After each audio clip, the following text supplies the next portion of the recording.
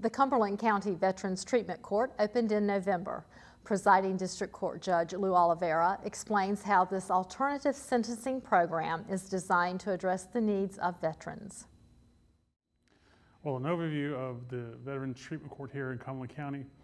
It began opened in November with Chief District Court Judge Beth Keever applying for a grant and getting that money, also in conjunction with the Governor's Crime Commission, allocating some resources toward that grant. They felt, and obviously many people agree, that here in Cumberland County, being part of Fort Bragg, that there was a very real need to treat our veterans, not only from the physical injuries, but also the mental, emotional injuries that are prevalent in many veterans, especially combat veterans here in Cumberland County. So over a year's work with Judge Keever and Judge Franks, who both have retired, we have created a Veterans Treatment Court here back in November to deal with many of those individuals that come back from combat, those emotional or physical issues relating when those individuals come into the court system. Well, obviously it takes financial resources. It is a treatment court. We deal with individuals who were charged with different levels of crimes. And then we try to determine the real issue behind those individuals, why they committed those crimes. Sometimes they're substance abuse issues, drug issues, or emotional issues. So we try to determine or identify whether those issues are as a result of their combat-related injuries. The purpose is to reduce the recidivism rate and get to the root or cause of those individuals, why they are appearing in the court system. It's also a twofold purpose. One is to ensure the safety of society, and two is to get that individual to be a contributing member of society like they once were before. Well, Cumberland County has a unique need for Veterans Treatment Court because it houses Fort Bragg. If it wasn't for Fort Bragg, Fayetteville would probably be very small, a lot smaller than what it is. But Fort Bragg is the largest contingency corps of military personnel in the United States, second largest in landmass. We have a lot of forces here, a lot of troops here. Not only is Fort Bragg a large military installation, it's one of the contingency corps for deployment to different areas in the world. They're ready, fast ready deployment unit for combat situations, which means if something erupts around the world, Fort Bragg and their ability to respond quickly with the airborne units and special forces here are one of the first units to deploy. So they're always in combat somewhere in the world. But when they return back from combat, those veterans have issues, and sometimes they fall within the court system. And that's why we try to identify that, because of our large, not only current veterans who are serving in combat, but our large retiree community as well. Well, there are many different situations which would cause a veteran to end up in the Veterans Treatment Court. It's very simple. If you go to any of the military hospitals, and you can see, as they say, war is visible here, individuals who've lost limbs or vision. It's very easy to see those type of injuries.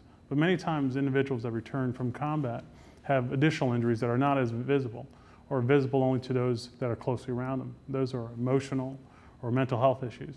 And sometimes those issues reduce their ability to return back into society, because we know they are contributing members of society before they enter the military. But sometimes when those individuals go to war, war is not a pretty or pleasant situation. We see things, we see friends die in front of us. There's emotional impacts, and those many times cause those soldiers to have difficulties reincorporating themselves into society. Well, the court is helping veterans. We have a great team. It's composed of Mr. Craig Shore, who's a veteran himself. He's the Veterans Court coordinator. He helps identify those individuals coming through the process, through the system, through the court system, those individuals that may have those PTSD issues or emotional issues. And then we have other team members that talk with them and see whether or not Veterans Court, in dealing with post-traumatic stress disorders and alcohol or drug problems, would be a proper environment for them to rehabilitate in. But we have other team members on that Veterans Court team as well. We have a prosecutor, Mr. Worth Pascal. We have Cindy Black. She's a public defender.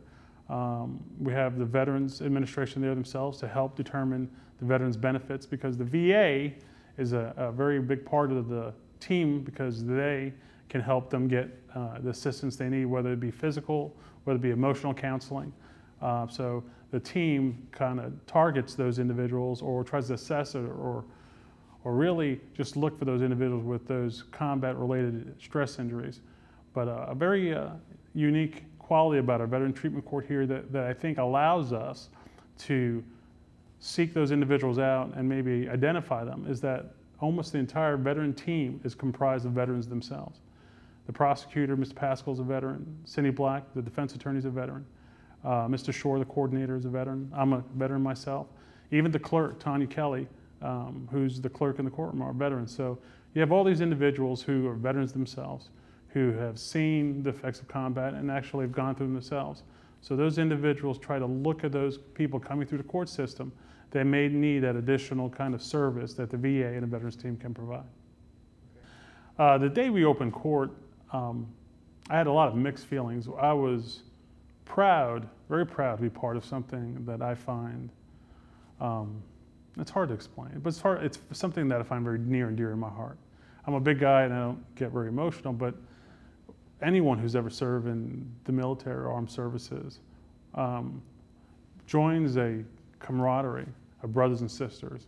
And sometimes that camaraderie is honed and hardened in combat. And so when you see other veterans, whether they're World War I veterans or whether they're people that are coming home today, you have a bond. And so part of it was pride to see that court being developed. And some of it was, there's a little bit of sadness because you see those persons coming through, those veterans, your brothers and sisters with those injuries. And some of them have lost their way. But I intend to help them find their way again. They're my comrades and I won't let them fall. Well, the court schedule is a fixed schedule. We meet every 2 weeks. The veteran court treatment team meets that day before, or the day of, but before the court session opens. We have our mentor coordinator, Ms. Sue Naylor, who's also a veteran herself. We have the VA, we have the prosecutor, the defense attorney, Mr. Shore. We have probation and parole. We have Dr. Brown, who's at FSU, to help us track our data to make sure we're very effective in what we do with our resources. So we have a veterans team meeting before court opens that afternoon. And then in the afternoon, we open court, and the treatment team members are in court, as well as the veterans that are part of the veterans court team. And we just ask, I asked how the day is going, how the weeks are going. Treatment court is more of an interactive court. While we are there, they're there for, because of potentially committing a crime. We understand that, and that's why, it's part of the court system. But also, the treatment team tries to go a little more in depth and talk to them and engage them. It's a treatment, and so we ask how their day is going. We ask if there's anything relevant going on in their lives. They may have work issues. They may have transportation issues. If they have transportation issues, we get them bus passes. If they have work issues, the mentor may have to give them a ride somewhere or help them work on their resume. They may have issues concerning missing doctor's appointments or medical health appointments, and the veterans coordinator may help them get them there. Or the VA representative who's there too may have to help them kind of get through some red tape.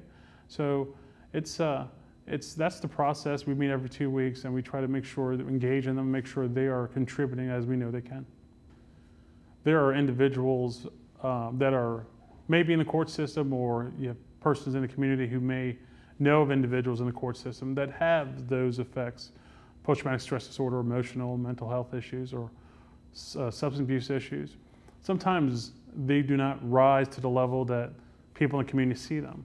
And it's usually those family members or close friends that are around them every day and see them suffer in silence. So I would encourage those family members or friends that see an individual that's involved in the court system that may be going through post-traumatic stress disorders or mental health or emotional or substance abuse issues that are involved in the court system to reach out to our court, the Veterans Treatment Court, Mr. Craig Shore at the courthouse.